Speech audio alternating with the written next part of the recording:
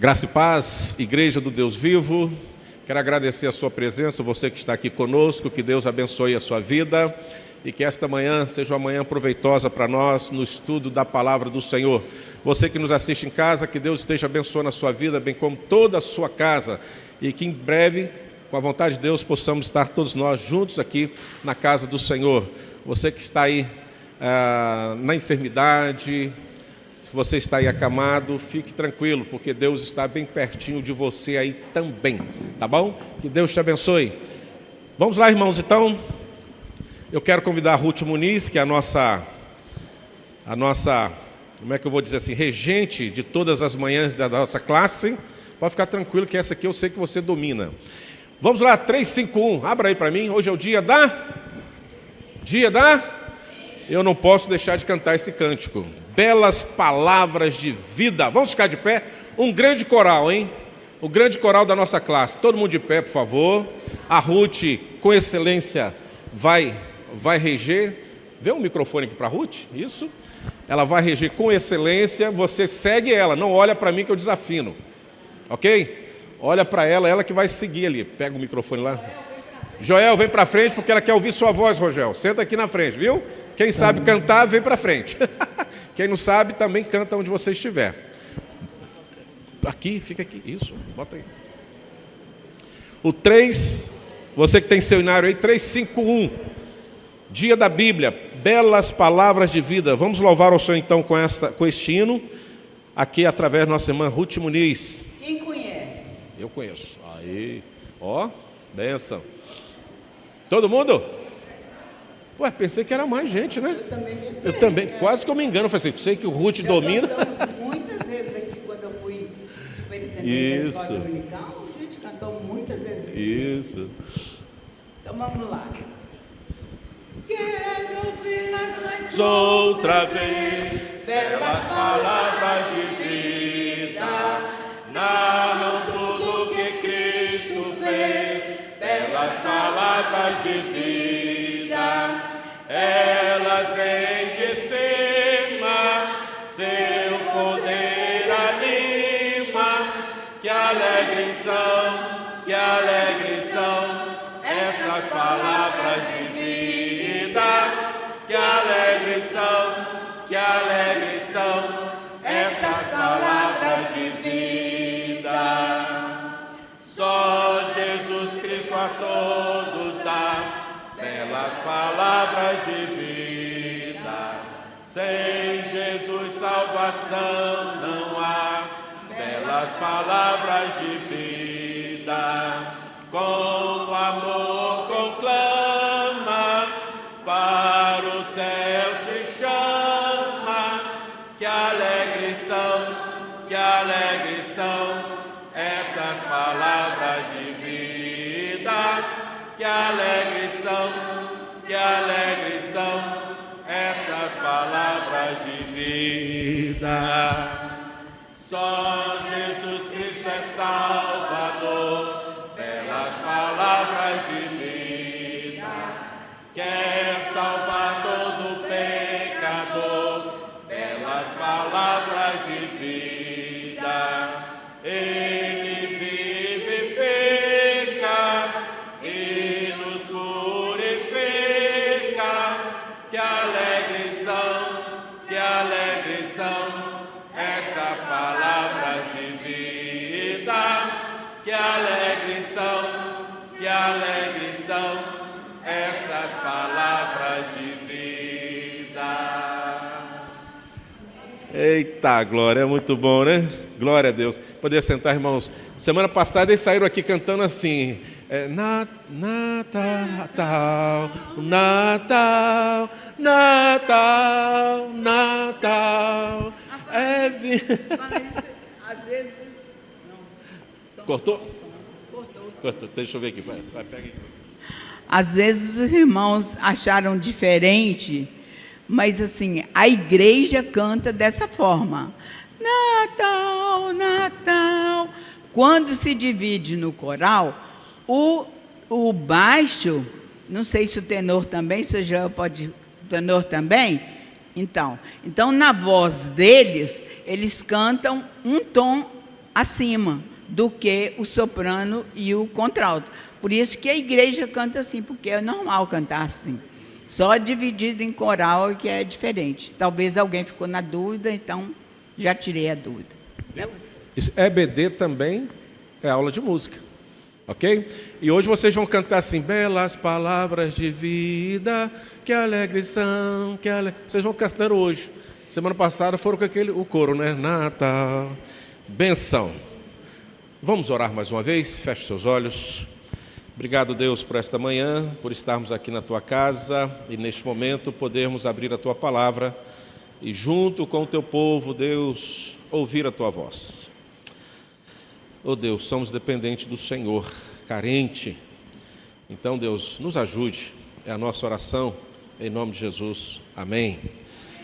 Vamos abrir a palavra lá em 2 Timóteo, capítulo 3, 16, 17.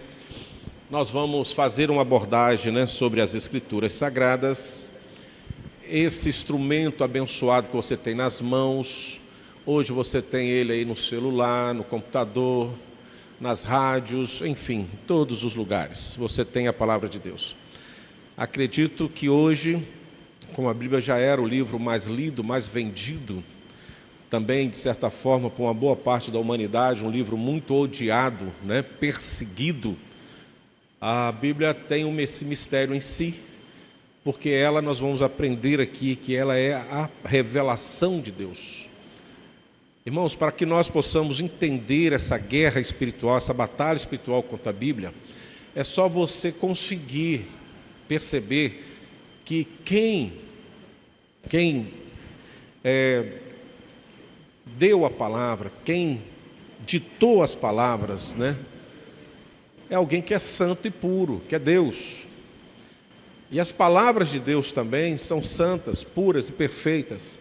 Então, só por isso, já temos aí uma batalha espiritual com aquele que não é santo, aquele que não é perfeito, é impuro. Então, é tranquilo isso. Então, sempre você vai ver alguém falando mal da Bíblia, rasgando a Bíblia, queimando a Bíblia, perseguindo a Bíblia. É muito comum isso. O grande problema hoje para nós não é aqueles que são inimigos declarados da Bíblia falar mal da Bíblia.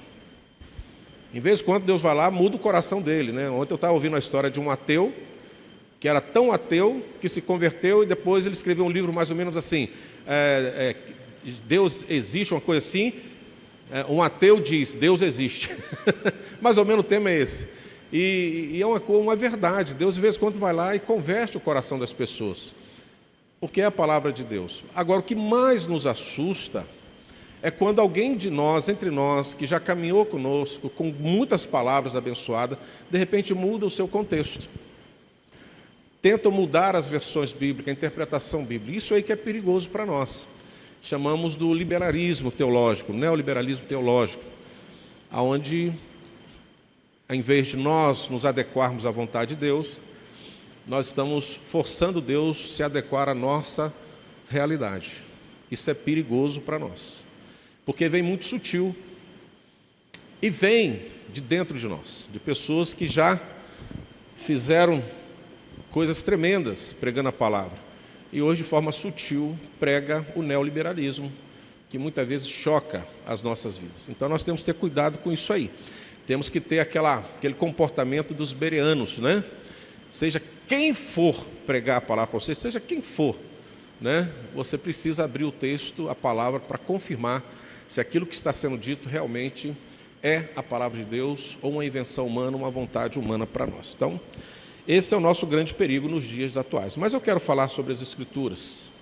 Então vamos lá, um texto bem significativo, 2 Timóteo 3, 16, 17. Vamos ler junto, igreja? Vamos lá, bem facinho. Toda a Escritura é inspirada por Deus e útil para o ensino, para a repreensão, para a correção, para a educação na justiça. Olha para quê? Por quê? A fim que o homem de Deus seja o quê? Perfeito e perfeitamente habilitado para toda boa obra. Entenda a boa obra aí como tudo que Deus coloca em suas mãos. Há uma interpretação de boas obras que você dá uma cesta básica para alguém, um brinquedo. Não é só isso. Isso também faz parte, mas boas obras é tudo que Deus coloca nas suas mãos. E você faz com que aquilo que está em suas mãos glorifique a Deus. Nós vamos ver isso aí. Revele a presença de Deus na sua vida. Então, pegando a Ruth aqui como exemplo, tem um dom da música, da regência. Isso aí é boas obras. Deus colocou nas mãos delas. E ela faz isso para a glória de Deus, diante da igreja, diante de todos.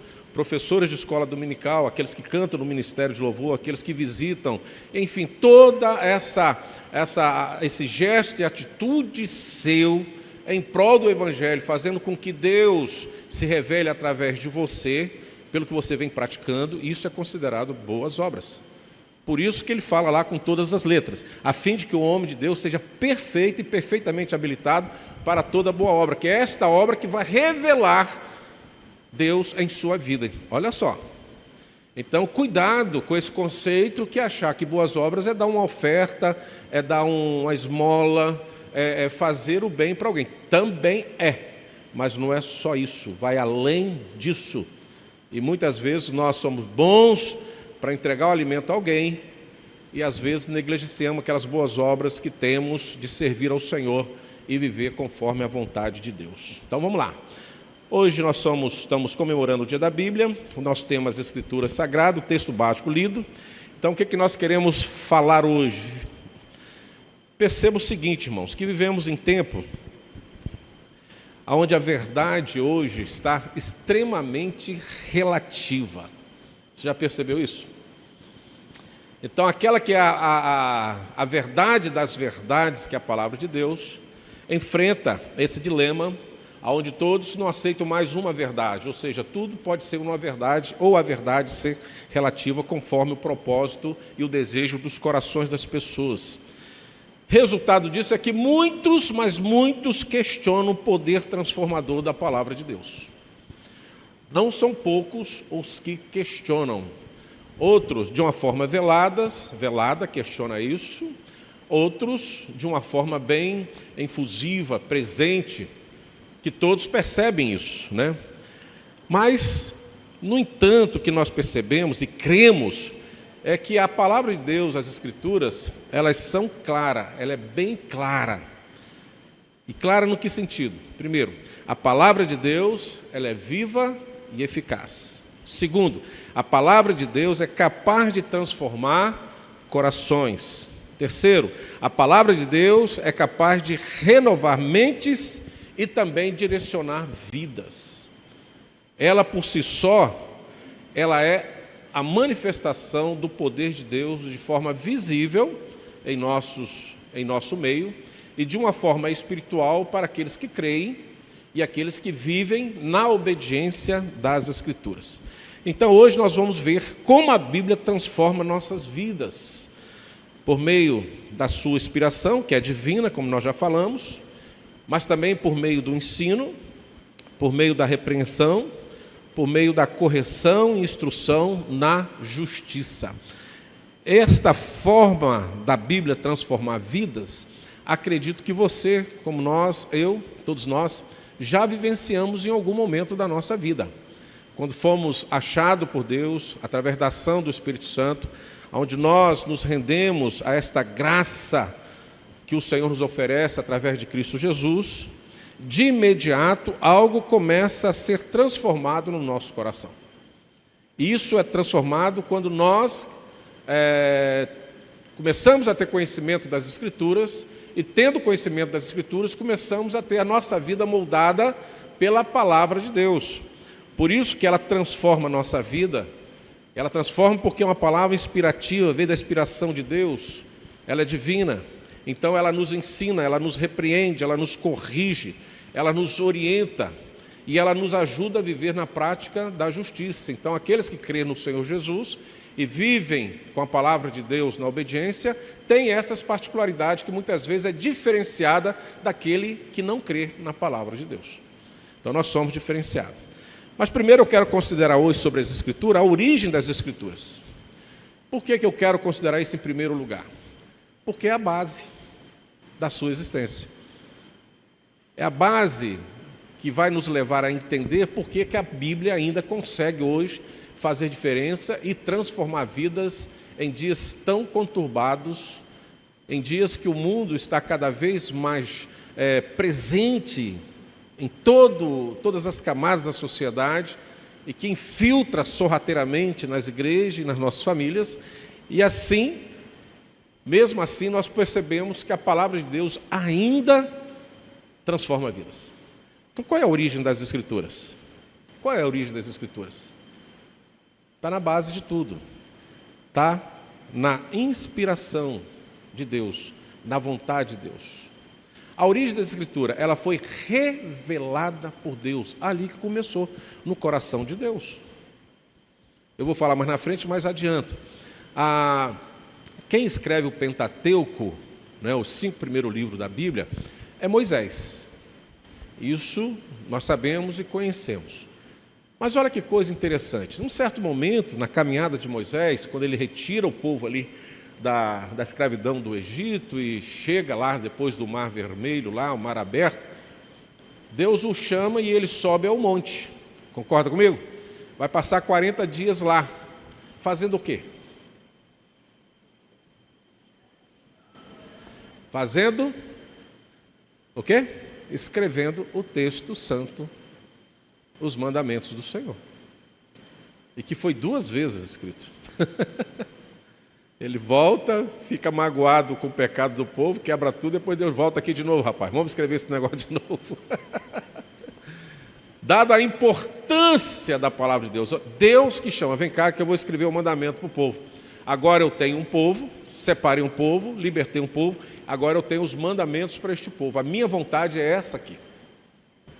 Já lá, no livramento do povo, Deus já traz as Escrituras para servir de modelo, de referência da presença de Deus, da vontade de Deus no meio do seu povo. Porque hoje nós entendemos que primeiro Deus falou e fala, segundo nós vamos ver os profetas falando através de Deus, depois nós vamos ver o próprio Filho de Deus falando, e hoje Deus fala através do Espírito Santo em nós, pelas Escrituras. O processo de Deus já estava lá, paulatinamente sendo conduzida por ele lá no monte com Moisés. Quem ditou os 10 mandamentos para Moisés? Quem ditou? Deus. Então, a origem das Escrituras vem do coração de Deus. Então, ela é santa, ela é perfeita, ela de fato vai restaurar vidas através do tempo. Passará o céu e a terra, mas as minhas palavras não passarão. Então, até a volta de Cristo, que nós já vemos isso e vamos ver outras vezes, a palavra de Deus será referência da presença de Deus e da vontade de Deus aqui entre nós. Então, fique tranquilo, ela vai continuar sendo perseguida, porque é a própria voz de Deus. Ela vai existir. Quando nós lemos o texto aí, de 2 Timóteo, versículo 16, parte A, fala assim, toda a Escritura é inspirada por Deus. Paulo vai ser taxativo nisso. E o que significa inspirada? O termo grego aí, se eu vou pronunciar certo, é uma palavra chamada theopneustos, significa acredite. E vou dar uma pista para vocês aqui. Vamos voltar lá no Éden, antes do pecado? Vamos. Quem quer voltar lá no Éden antes do pecado? Todo mundo, né? É o meu sonho de consumo. Vamos voltar lá, vamos imaginar o Éden. Vamos imaginar Deus fazendo Adão do barro. Fez aquele boneco lindo, maravilhoso. E agora, o que ele fez para dar vida a Adão? Sopro. O sopro divino, o sopro de vida. Então, essa palavra ali, inspirada no grego, tepeneustos, significa soprada por Deus. Ditada por Deus. Olha que coisa linda, maravilhosa. Veio de dentro de Deus. E se você entende sopro como vida, veio da essência da vida de Deus para que você tenha vida. Sopro de Deus. Opa, então agora toda vez que você abrir a Bíblia, pense nisso. Deus está soprando a sua vontade para você. Agora até dezembro que ano que vem, vai ter uma ventania dentro da igreja aqui, né? Maravilhosa. Porque É esse o sentido de inspirada, da palavra inspirada, o sopro de Deus, né? Soprada por Deus. Olha que bênção. A Bíblia não é apenas um livro humano, mas uma mensagem divina, que nós precisamos compreender isso. E talvez, irmãos, o perigo, pela sua origem ser divina, inspirada, iluminada por Deus, veio do sopro de Deus para nós, né? Deus soprou essa palavra para nós e ainda continua soprando. Nós precisamos ter esta noção nos nossos dias e não perder essa referência. Porque eu acredito que quando você vai nas Escrituras, significa que você tem desejo, vontade de conversar com Deus, ouvir a voz de Deus. É você e Deus. Então, não é o nosso caso, creio. Eu sei que nós temos uma rotina, uma devocional com a Bíblia em nossos lares, e quando nos juntamos no domingo, é esse colegiado de santos que ouve as Escrituras e ouve o que Deus quer falar para todos nós. Mas eu creio que antes você tem essa intimidade com Deus em sua casa. Então, como palavra de Deus, ela tem autoridade sobre nossa vida. E nós devemos nos submeter a ela como padrão de verdade. Essa aí seja a maior dificuldade nossa em relação à palavra de Deus. Que sempre queremos mudar uma vírgula, mudar uma palavra, que sempre queremos talvez dizer assim, isso não é tão severo assim. E quando eu falei no início que temos que ter cuidado com o que hoje se fala, temos que pregar, e temos ouvido que hoje existe uma divulgação da hipergraça. O que é a hipergraça que tem falado hoje? Que você não precisa mudar nada, Deus te aceita do jeito que você é. Só que não é assim que a Bíblia revela para nós. Se caso você não precisa mudar nada, logo só esta tese da hipergraça destrói totalmente o conceito da Bíblia como inspiração divina, porque a própria Bíblia tem o poder transformador do homem. Então, logo quando alguém propõe a você que você não precisa ser transformado e nem mudar em nada, você atinge a origem e a base das Escrituras. Ou seja, você vai demolir aquilo que é principal, destruir aquilo que é principal na nossa vida e na nossa comunhão com Deus, que é o poder transformador da palavra de Deus no coração do homem. Vamos lembrar de algumas questões básicas devocionais para nós. Para que alguém se converta, é necessário que alguém pregue, fale, pregue. E pregar o quê que a Bíblia diz? A palavra de Deus, como ela é, sem medo. Porque quem completa a obra, quem completa a palavra, é a ação do Espírito Santo. A nós nos deve apenas o quê? Pregar e anunciar. Então, cuidado quando você ouve um evangelho muito light, muito tranquilo. Não. Nós precisamos entender que o princípio da palavra de Deus, gerado no coração de Deus, é um princípio transformador de vidas, uma referência de transformação de vida. Então, primeiro, sobre as Escrituras, a origem dela, inspirada por Deus. Segundo, nós vamos ver aí, na parte B do versículo 16, o propósito transformador das Escrituras, como já adiantamos um pouquinho. Na parte B diz assim, é útil para o ensino, para a repreensão, para a correção, para a educação, na justiça. Vamos ver a questão do ensino, irmãos. Olha só que coisa interessante quando nós olhamos para as Escrituras. Vamos pegar uma ilustração, um exemplo prático que a palavra de Deus traz para nós. Vamos lembrar de Jesus agora?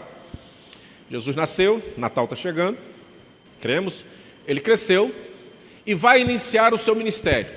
E nós somos aqueles discípulos que estamos ali com o Senhor Jesus no início do seu ministério. Certo? Tranquilo? Se localizaram? Quem quer estar com Jesus aí? Todo mundo queria voltar para o Éden, eu também quero, né? Então, se voltar para o Éden, tem que continuar com Jesus. Então, vamos lá. Jesus reúne os discípulos, nós. Qual a primeira coisa que ele faz? Ensina. Sermão do Monte. Muitas pessoas levam a manifestação do primeiro milagre de Cristo lá nas bodas de Caná. Lá em João 2. Não é isso? Primeiro milagre de Cristo. Claro que é o primeiro lugar, ninguém questiona. Mas antes do milagre teve o ensino aos discípulos. Sermão do Monte. Olha só que coisa. Esse é o exemplo. palavra de Deus nos ensina que Deus é quem Deus é, quem somos e o propósito para as nossas vidas. Então eu não trouxe aqui, porque é muito grande o Sermão do Monte, o sermão do Senhor Jesus. Leia lá o que o Senhor Jesus está tratando com os seus discípulos. Ele está ensinando. Ouviram o que foi dito? Agora não, agora se faz assim. Buscai, pois, em primeiro lugar o meu reino, todas as coisas serão acrescentadas. Como se deve orar, como se deve dar até a esmola, né? Essas coisas todas estão ali no Sermão do Monte, as bem-aventuranças, bem-aventurado o limpo, bem-aventurados que choram, tudo está ali. Então a primeira preocupação do Senhor Jesus no seu discipulado não foi a manifestação de milagres, de sinais, mas o ensino, porque a palavra de Deus ela é apta para o ensino. Esse é o poder transformador, quem aprende, transforma. Vou trazer para uma ilustração secular. Há várias propagandas do Ministério da Educação e muitas pessoas que defendem a bandeira da educação, eu também defendo, que a forma das pessoas prosperar é através do ensino, da educação. A Bíblia já fala isso há muito tempo. Então a Bíblia ensina como nós devemos viver diante de Deus. A Bíblia ensina como devemos viver diante do próximo. A Bíblia ensina como o filho tem que se comportar diante da mãe. A Bíblia ensina como os pais têm que se comportar diante dos filhos. A Bíblia ensina como o marido tem que se comportar com a esposa. A Bíblia ensina como a esposa tem que se comportar como o marido. A Bíblia ensina como o patrão tem que se conservar com tem que se comportar com o seu servo, o seu empregado. A Bíblia ensina como o empregado tem que se comportar em relação ao patrão. A Bíblia ensina como devemos comportar diante das autoridades constituídas. Um livro que tem aí mais de 2.000 anos escrito, dando regras básicas para o comportamento da sociedade e do povo de Deus em sociedade. Olha que coisa. Ensina também como temos que nos comportar na igreja, como nós temos que nos atentar para os nossos dons e talentos, nos nossos ministérios. Tudo isso a Bíblia ensina, não faltou nada. Está tudo aí. Então, o propósito transformador passa pelo ensino. Uma vez tomando esse conhecimento, você é transformado. Por isso que Jesus começa o seu ministério ensinando. É ali, classe de EBD, no Sermão do Monte. Senta aí, galera, vamos começar. Canta aí, Ruth. Ruth cantou. Ele começou a ministrar o Sermão do Monte. Então chega em casa, pega lá, capítulo 5, começa, vai até ali no 8 de Mateus e leia o Sermão do Monte, que Jesus queria por discípulo. Traduz todo o ensino das Escrituras. Vamos lá. Nessa parte B também vai aparecer aí a repreensão, a questão da disciplina, a questão ali do ensino transformador. A Escritura expõe o pecado e confronta as áreas de nossa vida que não estão alinhadas com a vontade de Deus. Ela confronta a gente. Há pouco tempo nós falamos isso, né? Entre encontro e confronto. O encontro com Jesus que nós temos traz um confronto, ou seja, a vontade de Jesus em relação à minha vontade. Isso sempre vai ter um confronto.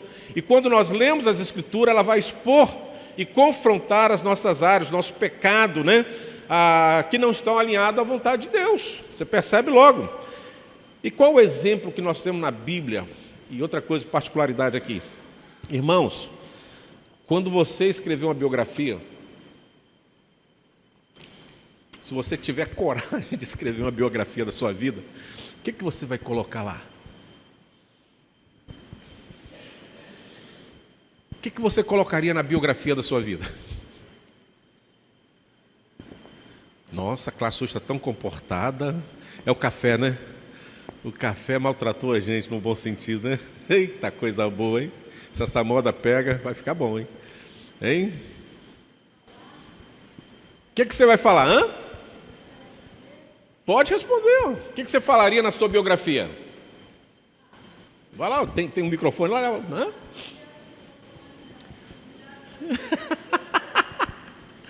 Vamos lá, vamos pensando aí, gente. A história da sua vida, que se você quisesse escrever, deixar para alguém, o que você escreveria? Ela não quer falar, não? Hã? Não? Então fala para mim ouvir.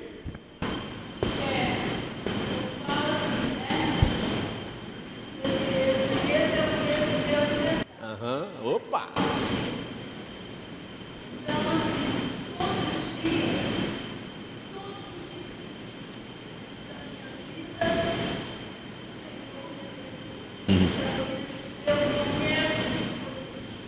Uhum.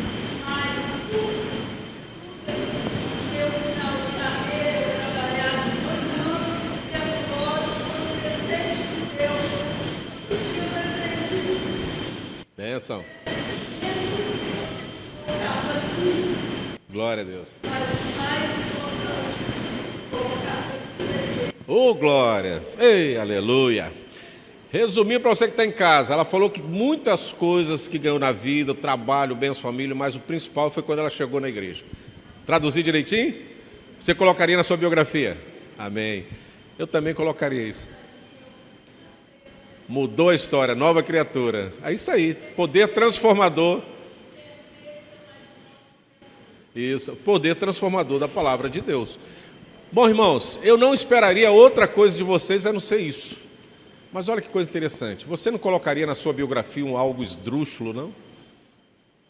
Você não revelaria a sua intimidade pecaminosa na biografia, não? Não. Uai, gente, não mesmo? Então não é biografia. É um conto de fada. Mas por que eu chamo a atenção dos irmãos? Vamos olhar para a Bíblia? Será que a Bíblia escondeu isso? Será que quando Deus revelou a sua palavra como poder transformador, será que Ele também não revelou algo tão esdrúxulo, tão pecaminoso, diante daqueles que foram homens de referência para nós na palavra de Deus? Olha só que coisa interessante. Mais uma prova que a Bíblia inspirada, foi soprada de forma divina, que Deus não se preocupou em esconder até os momentos esdrúxulos, pecaminosos dos seus homens e mulheres de fé. Revelou isso, mostrou isso. E não ficou nem um pouco preocupado. O que é que vão pensar de mim? Ou vão pensar no meu povo? Ele é Deus, Ele tem um controle perfeito. Qual é o exemplo que eu dou para essa questão da repreensão? Vamos lá para 2 Samuel 12, 1, 14. Precisa abrir não, vou levar um texto que o texto é grande, mas vocês vão lembrar. É o exemplo bíblico claro da repreensão, 2 Samuel 12, de 1 a 14. Um exemplo claro da repreensão que está lá, quando o profeta Natan repreende o rei Davi. Davi tinha feito algo misericórdia, precisava colocar isso para o povão. Até hoje a gente fala sobre isso.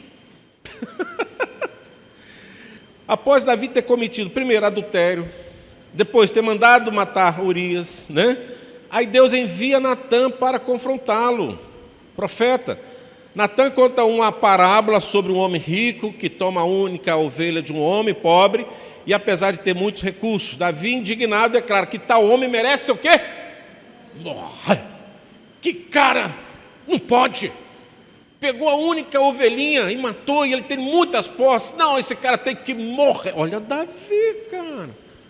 Tem que morrer, Natan. Me fala o nome dele. Natan lhe disse: você é esse homem. Versículo 7 lá de 2 Samuel 12. Você, Davi, é este homem. É o que a Bíblia revela na biografia de Davi. É a palavra de Deus, não é? Transparente, pura. E o que acontece ali? Natan expõe os pecados de Davi, expõe, e repreende com firmeza, repreensão. E essa repreensão, olha o que leva. Leva Davi ao arrependimento demonstrado em sua resposta. Cai a ficha de Davi. Cai a ficha de Davi. E se você for lá no versículo 13, 2 Samuel 12, no mesmo capítulo, Davi leva um choque vamos dizer assim, de realidade, de verdade, e diz assim: pequei contra o Senhor. E esse episódio destaca a importância da repreensão como ato de amor e correção feito com sabedoria e direcionamento divino. Davi, ele podia falar assim: pequei contra a minha casa, pequei contra a minha família, eu errei, não sei o quê. A primeira coisa que cai sobre ele: pequei contra o Senhor, contra a palavra de Deus. Repreensão. Natan foi lá, na palavra de Deus. Natan não foi porque quis ir fazer média, ir lá humilhar, chantagear Davi. Ó, eu vou contar seu segredo, me dá 10%, hein? Me dá uma vantagem aí, que eu sei de tudo. Não, Davi foi lá na palavra, na autoridade de Deus. Repreendeu Davi. E Davi, quando olhou aquela repreensão bíblica, vinda de Deus, de um homem de Deus, ele não fala assim: vou matar Natan, sai da minha presença, você está mentindo. Não, ele abre o coração, percebe e fala assim: pequei contra Deus. pequei contra Deus. Repensão. Isso é a correção. Isso é a repreensão. Então vamos para a segunda palavra, correção. Deus não apenas aponta nossos erros, mas também nos guia no caminho certo. E aonde nós vamos ver isso na Bíblia? Tem muitos, mas tem um em particular que chama muito a minha atenção, porque também vem de uma mulher com um erro grave, vem de uma pessoa que errou, vem de uma verdade de um erro, mas vamos ver como Deus, através de Cristo, corrige esse erro. Aí que é interessante, como a Bíblia pratica a correção, que eu tenho que perceber. Primeiro ele me repreende, depois ela pratica a correção. Vamos ver lá em aquela situação de uma mulher que foi pega em adultério. Você lembra disso? Está lá em João 8, de 1 a 11. Que texto maravilhoso, quando nós caímos, que as Escrituras também ela é apta para corrigir. Olha que forma que é. Resumindo aquela história, os líderes religiosos trazem a mulher a Jesus e perguntam se ela deveria ser apedrejada conforme a lei de Moisés. Tinha uma lei. Então aqueles que trouxeram também não estavam errados. E a mulher também não nega o seu pecado. Fica em silêncio, como se fala assim, eu errei, fui pego em flagrante. O único problema aqui que a gente questiona é onde estava o homem, né? Mas tudo bem. Não apareceu, mas também estaria no erro. Em vez de condená-la imediatamente, Jesus oferece uma correção profunda e cheia de graça. Esse favor imerecido, que ela não merecia, como eu e você não merecemos, mas Jesus vai fazer essa correção ali dentro de um meio de graça.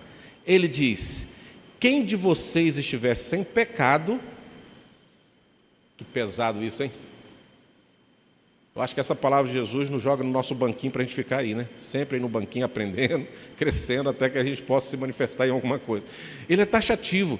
Quem de vocês estiver sem pecados, cumpra a lei de Moisés. Seja o primeiro a tirar a pedra ou uma pedra nela.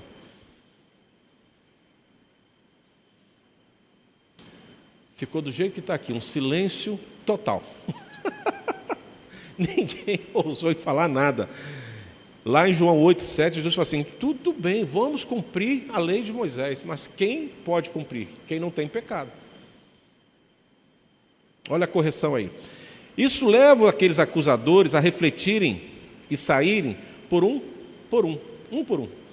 Eles olham para dentro de si. Assim como Davi lá, na sua correção, olha para dentro de si e fala, pequei contra Deus. Esses acusadores também falam assim, opa, eu também sou pecador. Se eu não pequei no adultério, eu pequei em outra coisa. E eles conheciam a lei de Moisés lá. Quem errou em um mandamento, erra em todos. Em todos. Então não há nenhum santo, nenhum perfeito. Depois Jesus se volta para a mulher, aí que entra a questão da correção. Olha só que coisa. Volta para a mulher e corrige-a com amor e misericórdia, dizendo, eu também não a condeno. Agora vá e abandone o pecado. Em outras traduções diz assim, vai e não peques mais. Jesus não falou que aquilo era uma invenção, uma mentira, não é verdade. Jesus conhece as verdades do coração. A mulher também não disse que era uma mentira, que foi uma armadilha que inventaram, não. Ela fica ali esperando a pedrada, que ela sabia que tinha que morrer. Mas aquele dia, em vez de receber palavra, recebe a correção. Com muito amor, com muito carinho da parte de Jesus. Mas também com uma exclamação tremenda, não peques mais. Então não significa que quando o Senhor nos corrige para poder pecar mais. Não! Nos corrige para não pecar. Quer ver? Bebi já um pouquinho dessa água. Muitas vezes nós percebemos que os nossos pecados vão se acumulando e está quase transbordando. Aí vai tornar-se perceptível. Vai transbordar. Enquanto está dentro do copo, ninguém vê. Embora seja transparente aqui a água, né? Mas entenda a ilustração. Aí quando começa a chegar aqui para transbordar, você fala, vai cair na boca do povo. Vai transbordar, vou perder o controle. Aí você chega para o arrependimento. Senhor, perdoa os meus pecados.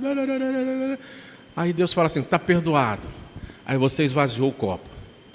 Aí você acha que é para encher ele de novo. Não, é para ele ficar vazio, sem pecado. Senão o processo vai ser ininterrupto. Logo, não houve arrependimento. Então, quando Jesus fala para a mulher, eu também não te condeno, agora vá, né, e não peques mais, Ele está o quê? Trazendo a ela uma correção e ao mesmo tempo admoestando para que aquilo não aconteça mais. Esse é o poder da palavra. Senão, irmãos, nós vamos ficar num processo de repetições de pecado sem arrependimento. E sem arrependimento não existe perdão. E se não existe perdão, nem as nossas orações são ouvidas. Ouvida eu digo assim, percebida por Deus no sentido de devolver a bênção que tanto procuramos. Então a palavra nos esclarece sobre isso. Bom, vamos para frente. Esse mesmo versículo diz assim: educação na justiça, a palavra nos molda para viver de maneira justa, refletindo o caráter de Cristo em nossa vida diária. Você ser honesto com as pessoas, sincero, verdadeiro. Não abusar do amor e nem abusar da simplicidade, da humildade do próximo. Mas você se posicionar como servo verdadeiro diante do Senhor, com justiça. Eu sempre levo um exemplo assim muito complexo, principalmente para as mães, em relação aos filhos. E eu pergunto aqui, qual a mãe que admite que seu filho é bagunceiro na escola?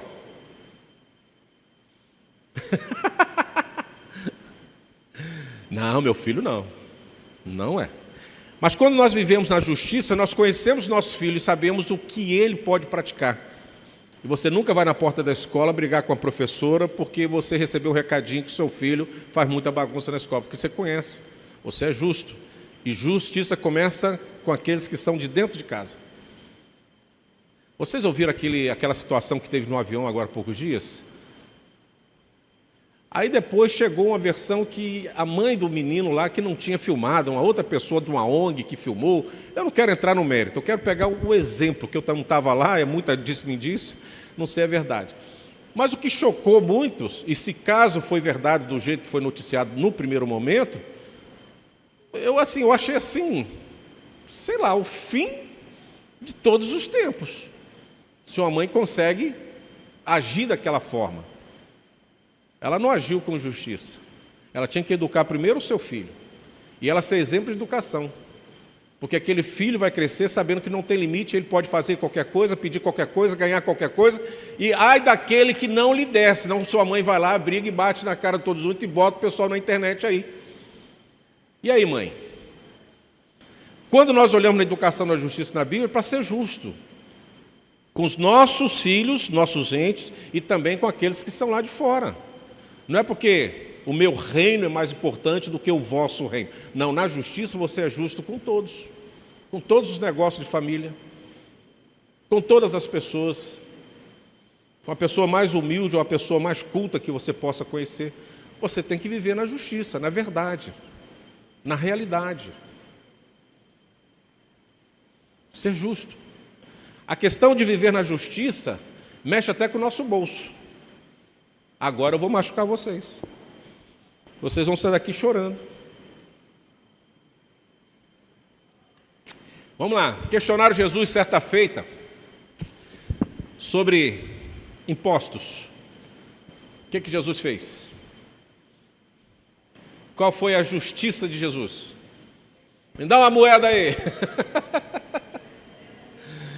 O que está aqui do lado? Ah, César. Então está tudo bem, não tem problema nenhum. Dá a César. Jesus falou assim, só nega o imposto? Não mesmo. O IPTU?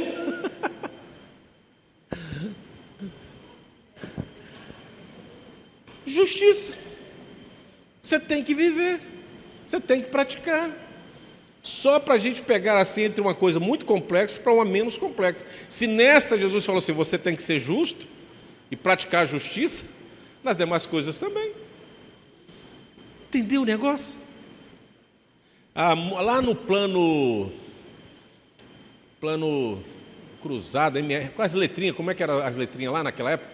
Que foi mudando cruzeiro, antes de chegar no real, tinha umas letrinhas MRV. Não, isso aí é um apartamento. URV, MRV é apartamento, URV, né? Pô, era uma loucura aquilo, uma doideira. E na época nós precisamos comprar urgente um carro para o meu irmão trabalhar.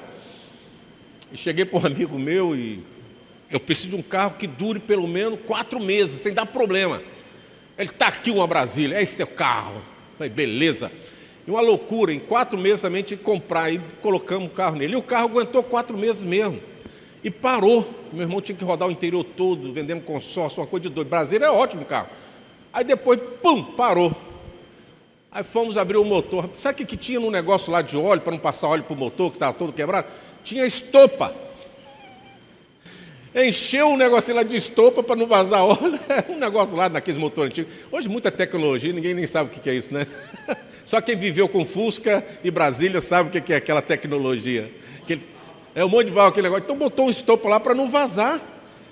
E me vendeu, não, tranquilo. E acabou a garantia ali, estourou o motor. Eu tinha estopa. O cara botou estopa. E podia não falar comigo, ó, o motor vai aguentar, mas tá ruim. Não. Meu amigo. Então, quando você vai vender as coisas, fazer comércio, essas coisas, você tem que ser justo, viver na justiça, na palavra, na opinião, no conselho. Amigo, para os amigos, como tem uma frase no direito aí, quem fez direito aí, sabe? Para os amigos, tem uma frase no direito assim, entenda isso, hein? Tem algum advogado aqui de quem fez direito aí? Eu fiz direito, mas aprendi tudo errado. Ó, tem uma frase no direito na faculdade, a gente aprende assim: para os amigos, o favor da lei. Para os inimigos, o rigor da lei. Isso é justiça? Vamos para frente. A palavra de Deus faz isso. 3. O resultado do poder transformador das Escrituras.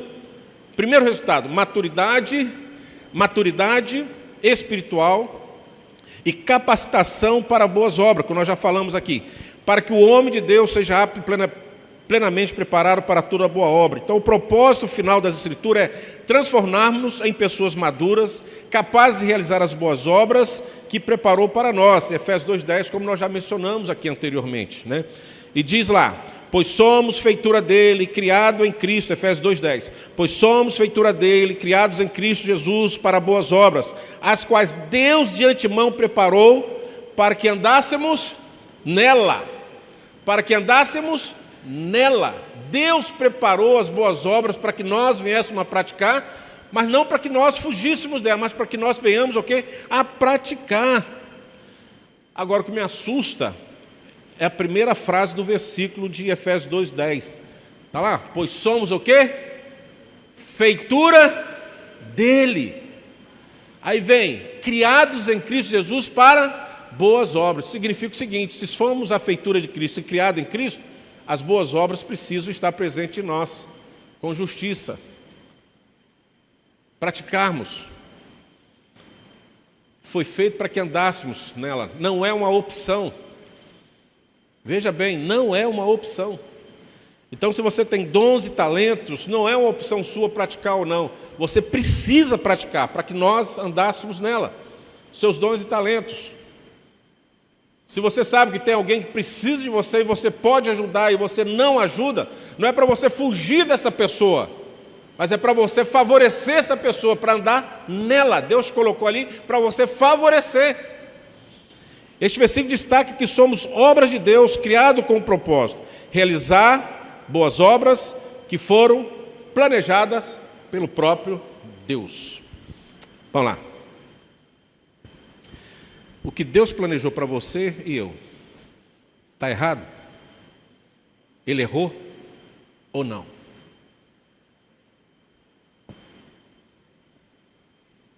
Está certo ou está errado? Então, o que Deus planejou está certo, está em ordem, está incorreto, para que nós andássemos nela. Então, por que nós não andamos? Por que não praticamos? Por que relutamos? Por que resistimos? Tem alguma coisa errada com a nossa vida em relação às Escrituras. É para andar, não é opcional, é para praticar. Então, se Deus te chamou, se Deus te abençoou, se Deus te favoreceu, se Deus te colocou numa situação para você agir, você não pode fugir dela. Senão você está dizendo assim: Deus, olha, foi o Senhor que fez, não fui eu, o problema é seu. O Senhor não me consultou para nada. Tudo que eu consegui na vida foi por meu esforço, eu que fiz, foi a minha inteligência, meus pais que pagaram o meu estudo. Não tem nada seu aqui, eu faço o que eu quero da minha vida. Eu sou dono de mim mesmo. Tem muita gente que costuma falar isso, eu sou dono de mim mesmo. Só que, irmãos, quando a gente olha para as Escrituras, não é bem assim. Nós temos condutas, regras para serem seguidas e praticadas. E elas estão nas Escrituras. E pelas Escrituras é que seremos cobrados. Eu quero caminhar para encerrar dizendo assim, dentro de algumas aplicações práticas para a nossa vida em relação à palavra de Deus. Lançamos um desafio aqui de ler a Bíblia no ano que vem, né? Aqueles que quiserem praticar, está aberto aí o desafio. Primeiro, leia e medite na palavra de Deus diariamente. A transformação ocorre quando dedicamos tempos para ouvir a voz de Deus. Leia a palavra de Deus. Segundo, permita que a Bíblia confronte suas atitudes. Não basta ouvir, devemos obedecer. Está lá em Tiago 1:22.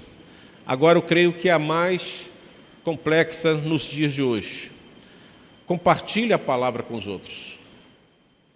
Assim como a palavra transformou a sua vida, a minha vida, irmãos, ela pode transformar aquelas pessoas ao seu redor.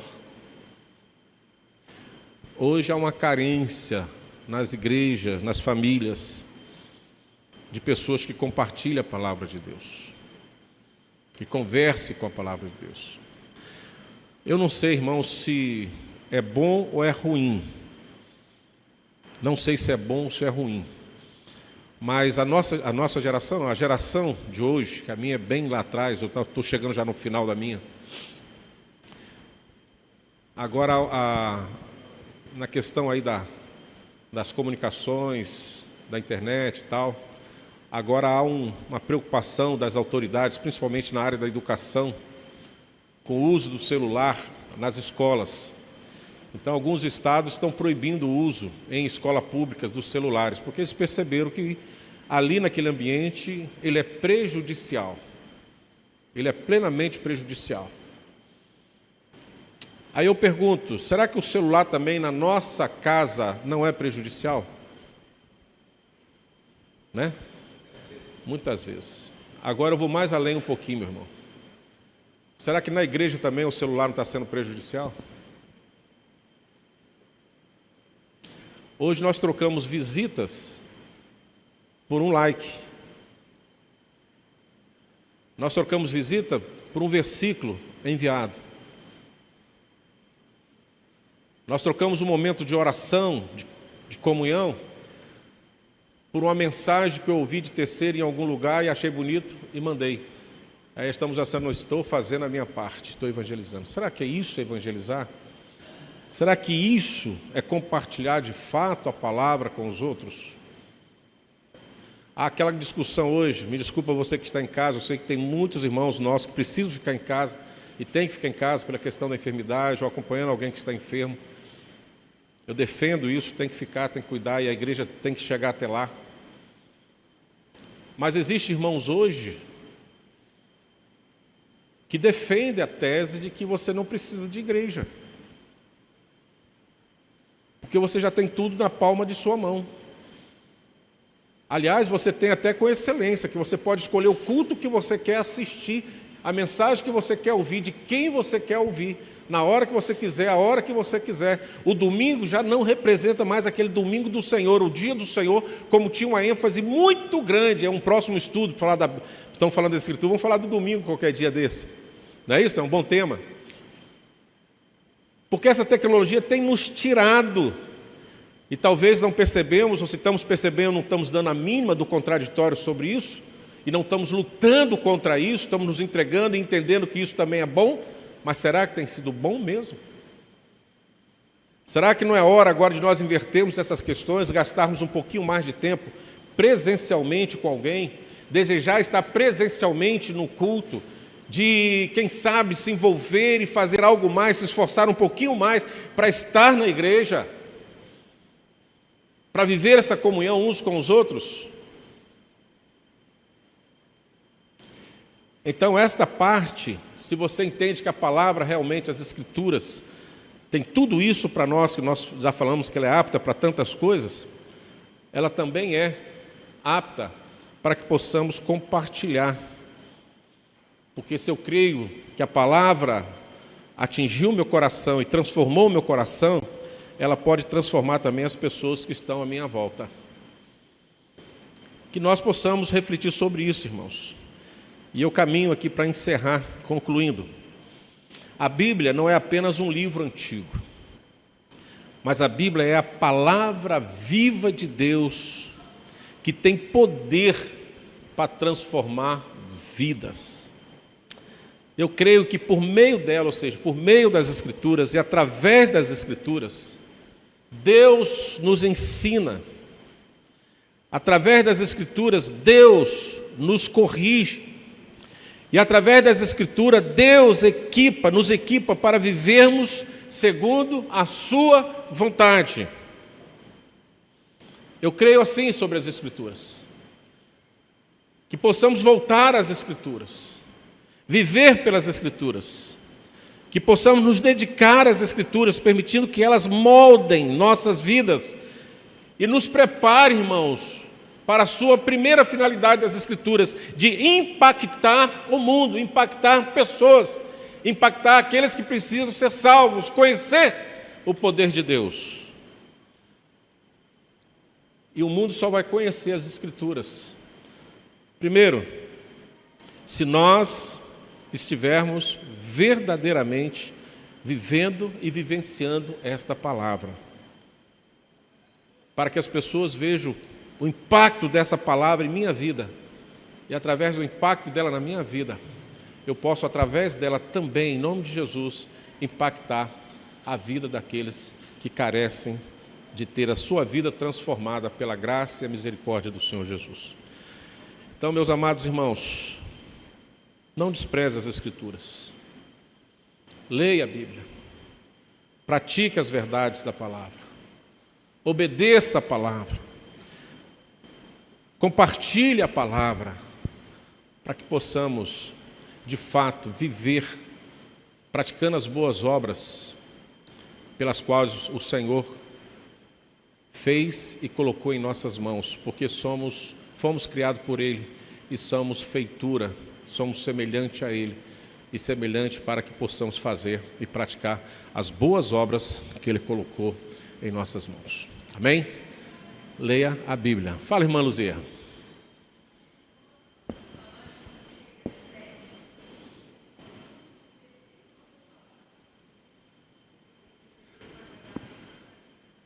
Eu não ouvi. Quem está aí perto ouviu? Fala alto. Miqueias 7. O último versículo. Miqueias 7, o último versículo. O que tem? Vamos ler Miqueias 7, o último versículo, nós vamos ter as respostas para nós. Vamos colocar em pé, vamos orar, vamos falar com Deus. À noite, às 19 horas, vamos falar mais algumas coisinhas sobre as Escrituras e com esse tema que falamos tanto nessa manhã, o poder transformador das Escrituras. Senhor, obrigado pela Tua palavra entre nós. Obrigado porque o Senhor a fez chegar aos nossos corações. Obrigado por aqueles que pregaram essa palavra ao nosso coração e com a ação plena do Teu Espírito, ela foi irresistível, meu Pai. Ela veio de encontro às verdades do meu coração, à minha realidade, e transformou a minha vida, a nossa vida aqui presente. Obrigado, Deus, por ela. E agora continue, Deus, nos ajudando a viver conforme a Tua vontade, conforme os Teus mandamentos. E permita, Deus, que sejamos de fato profetas, que anunciem essas boas novas, meu Pai, na unção, cheio do Espírito Santo, e que essas verdades pronunciadas por nós nos dias de hoje, venha, Deus, transformar vidas. Oh, Jesus, aviva a Tua obra entre nós e opere em nós com poder e graça, conforme a Tua palavra nos orienta, Senhor Deus. E abençoa a Tua igreja, abençoa as nossas famílias, nos ajude, em nome do Senhor Jesus. Amém. Ide em paz, que Deus a paz vos acompanhe sempre.